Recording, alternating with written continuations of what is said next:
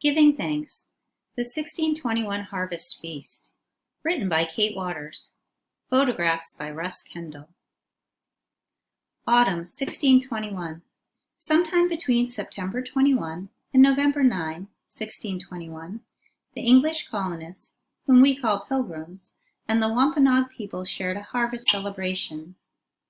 Through time, stories and popular myths have evolved around this event, which has come to be known as the first Thanksgiving.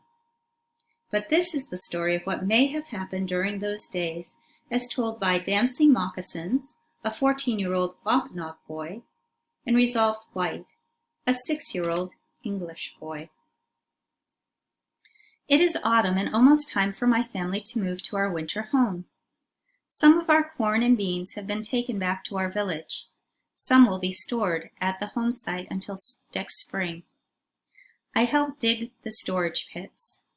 My little brother helps me carry a sack of corn to the pit. Our family has dried some fish, and we will continue to hunt and fish during the winter. I thank Keaton, our Creator, for the plentiful harvest and good hunting. We have gathered in our harvest. Our house is fitted up against the winter. We have salted fish in stored barrels. Traces of corn hang in the rafters. Now it is time to celebrate. We will feast and play. We will rejoice that the hard work of bringing in the harvest is finished, and give thanks that the harvest was plentiful. My mother says I can go to play stool ball with my friend Bartle while she cooks. We follow my Uncle Gilbert and other men who are going fowling. This morning, I walked through the forest around our home site looking for deer tracks.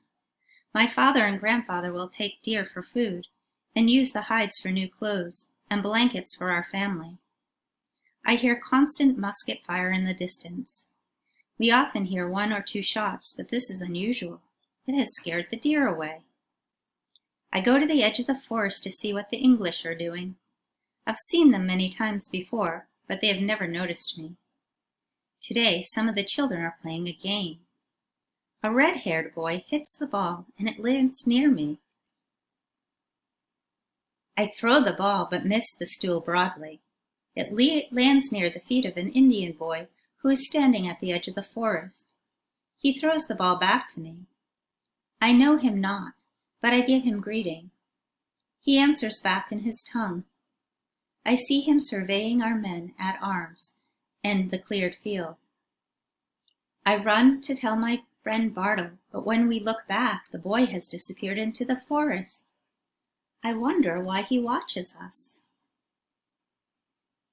I run back to our home site to report the activity in the English village. I rarely see the English children playing, and the men are shooting at targets instead of hunting animals. I also tell my father about the deer yards I found at the edge of the forest. Just then, a tall man comes up the path. He is a messenger from Massasoit, bringing news that our sachem is journeying to visit the English.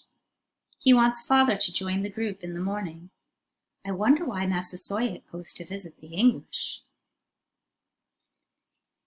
Although I watch the forest, the Indian boy does not show himself again.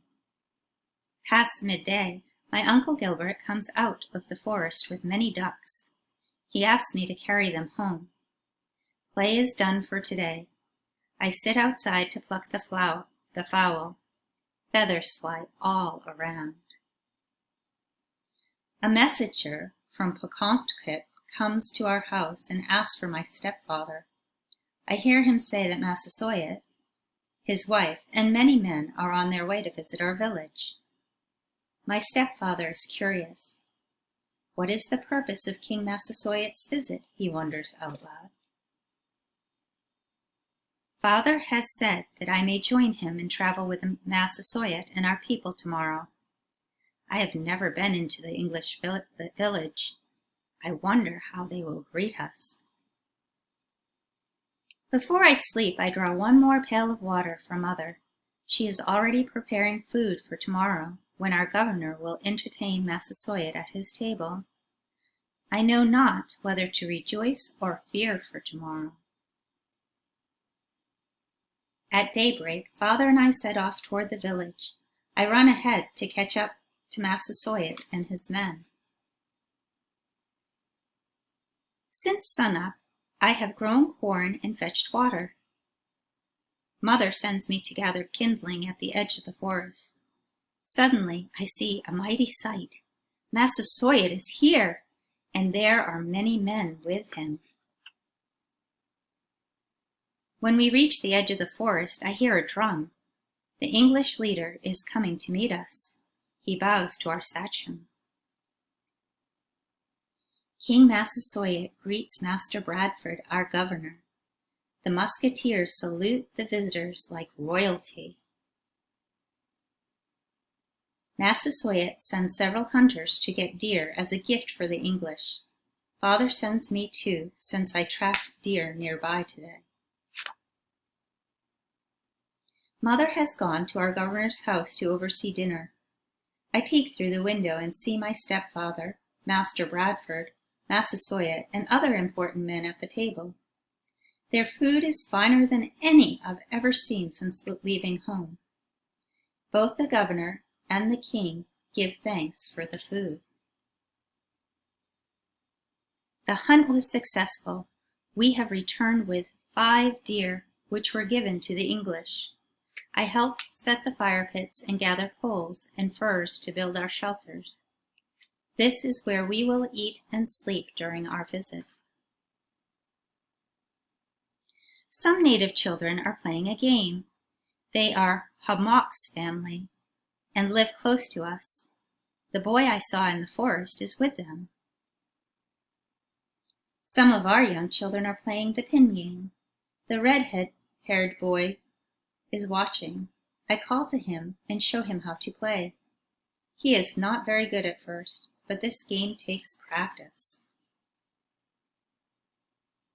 Later, I watch some of our men and some of the native men pitching the bar in the street. Each wants to be the strongest and throw the log farthest. As the sun lowers, I sup with some of the other village children and their families. There is venison and duck and goose and pompion and samp. Father and I cook some venison and talk about this day. I am glad he allowed me to join him. Later, Father leads the singing. He uses singing sticks to keep time. Some of the men dance to the songs. They do the warrior's dance. I can see the English boy watching from the hill. Mother calls me home. I help her cook since the celebration will last several days. As swiftly as I can, I grind the corn for samp, while Mother roasts one of the ducks I plucked. At last she allows me to walk to where my uncle is standing watch. I listen to the singing and watch the dancing. Everyone is asleep, but I am excited to be away from home and among the men. This has been an eventful day for me. I wonder what the next days will be like here among the English. I hope I can explore the village more. I thank Keaton for showing me the deer tracks and for my part in the successful hunt. Winanook, be well. My stepfather fetches me home. I tell him about the boy who showed me the game. He says our visitors will be here for several days. I say my prayers and give special thanks for these days of celebration. Perhaps I will spend more time with my new friend tomorrow. This is the most wondrous time since we have arrived in this new land. Good night. God keep you well.